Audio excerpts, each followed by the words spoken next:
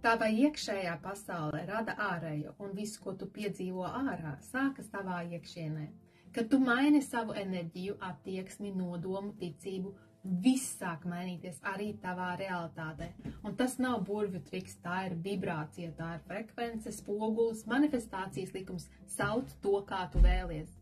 Bet tu nevari piesaistīt gaismu, ja pati dzīvo tumsā, un tu nevari gaidīt, ka kāds cits parādīs tavu nākotni, jo tu to veido pati ar katru domu, sajūtu un izvēli. Un katrs nākamais solis maina tavu nākotni, jo mainās tava iekšējā vibrācija, tava gaisma. Un tad, jebkurš ceļš sāk šķist ļoti skaists.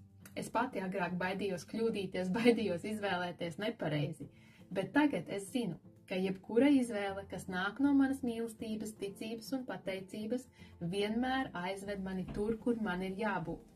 Tāpēc tava iekšējā pasaule vienmēr rada tavu ārējo atspulgu, neatkarīgi no tā, kādu lēmumu tu izdari. Kāda ir tava enerģija šodien, tavā iekšējā pasaulē, un vai tev patīk tas, ko tu redzi, dzirdi un jūti?